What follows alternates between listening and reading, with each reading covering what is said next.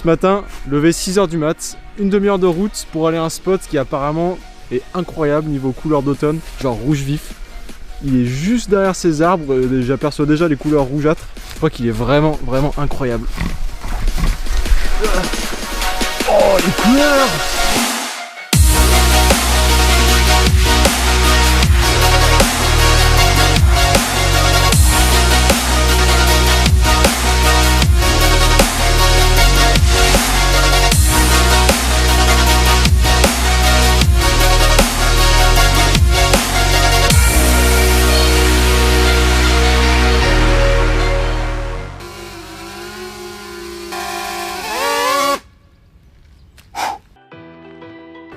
Honnêtement, rien que pour cette séquence, je suis content d'avoir fait 30 minutes de route juste pour trouver ce petit lac perdu au milieu de nulle part, mais wow, c'est pas vrai ça.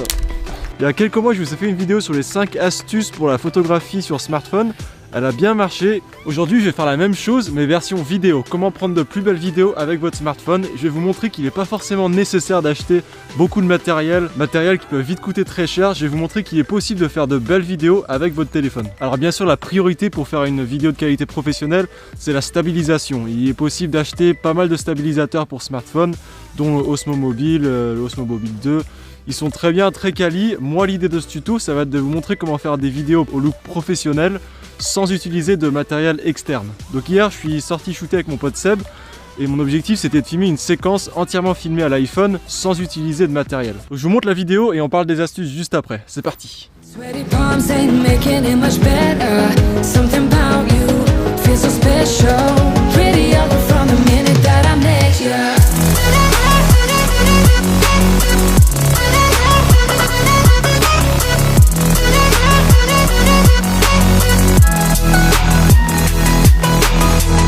Donc allons-y pour les astuces. Ma première astuce, ça va être d'optimiser les réglages de vos vidéos. Déjà, en premier point, je vous recommande à tous d'utiliser l'exposition manuelle. Sur iPhone, vous avez le petit soleil, je vous l'ai déjà expliqué sur la vidéo sur les tips en photo. Il est possible de gérer manuellement l'exposition en cliquant une fois sur l'écran et en montant et baissant le petit soleil. J'ai utilisé cette technique sur chacun des plans que vous avez pu voir dans la séquence juste avant. Aussi, et ça ce sera peut-être pas le cas pour tous les téléphones, mais il est possible d'aller dans les réglages, vous allez sur photo vidéo, et là vous pourrez changer les images par seconde, c'est-à-dire les ralentis. En temps normal, en France, on filme en 25 images secondes, donc je vous invite vraiment à utiliser ces 25 images pour avoir un rendu le plus cinématique possible. Et aussi, et ça c'est une technique que j'adore utiliser, c'est le slow motion. Je viens de voir hier en filmant la séquence que l'iPhone 8 filme en 240 images secondes, ce qui est 2 fois plus que l'A7S II que j'utilise en caméra principale, c'est celle avec laquelle je filme maintenant, donc c'est vraiment incroyable. Les ralentis, ça va vous permettre de faire des effets très sympas, mais aussi et surtout de stabiliser un petit peu vos plans. Sur iPhone, vous n'avez pas non plus énormément de réglages à pouvoir gérer manuellement, mais je sais que sur Samsung, il y en a beaucoup plus, comme le shutter speed. Voilà, donc je vous invite vraiment à aller regarder dans les détails de tous vos réglages pour optimiser tout ça.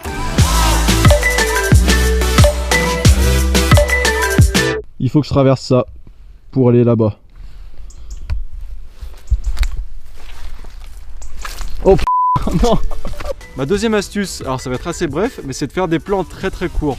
Je dirais de 1 à 3 secondes au maximum. L'idée c'est de vous focaliser sur une seule chose à la fois. Donc par exemple ce plan ici avec une paire de baskets et le plan juste après avec un vélo qui passe, mais de ne filmer sur chaque plan qu'une seule chose. Et de cette sorte, vos plans déjà seront plus stables parce que vous n'aurez pas à bouger dans tous les sens, à filmer différentes choses à différents endroits. Mais en plus à la fin, tous les plans mis bout à bout, ça va vous faire quelque chose de plus structuré, plus dynamique et plus sympa à regarder. Voilà. J'avais oublié qu'il fallait que je retraverse ça pour aller de l'autre côté.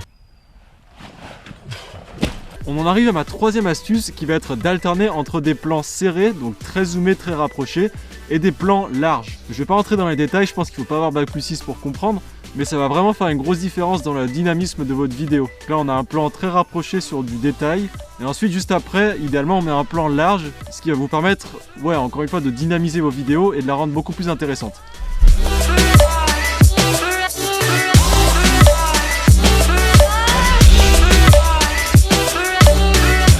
Alors ma quatrième astuce, ça va être comment tenir son smartphone pour le stabiliser un maximum. Donc là ce qu'il va falloir faire, c'est au lieu de tourner votre smartphone à proprement dit avec vos mains, vous allez utiliser votre corps pour tourner.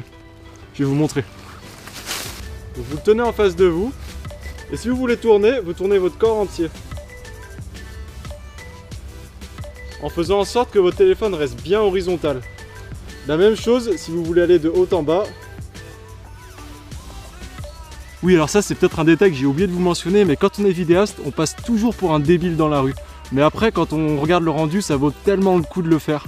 Je vais peut-être commencer à rentrer parce que ça fait 1 heure que je marche, je m'enfonce dans les bois, je sais même pas où je suis. En bref, on s'en fout. Ma 5e et dernière astuce, ça va être de stabiliser en post-production vos plans. Mais attention de ne pas dépendre que de ça, parce que si vous stabilisez un plan qui est vraiment horrible, qui bouge dans tous les sens, ça va le rendre encore pire la stabilisation sur logiciel. Donc faites bien l'effort d'essayer de stabiliser un maximum vos plans quand vous prenez la prise de vue, et ensuite les petites imperfections elles disparaîtront avec le logiciel. Je vous laisserai sur 2 petites astuces maison. La première, ce serait on appelle ça shoot to edit. Pensez au montage quand vous êtes en train de filmer. Ce sera un énorme gain de temps pour vous. En fait, c'est savoir, quand vous filmez un plan, vous savez déjà ce que vous allez en faire, comment vous allez le faire transitionner avec un autre plan. Ça va vous faire gagner beaucoup de temps. Et la deuxième petite astuce, c'est de vous focaliser sur le contenu et non pas vraiment sur l'aspect technique, comment vous allez filmer quelque chose. L'histoire dans votre vidéo va être hyper importante, donc je vous conseille de vous focaliser sur l'histoire plus que sur l'aspect technique. Parce que c'est grâce à l'histoire qu'on arrive à créer une émotion.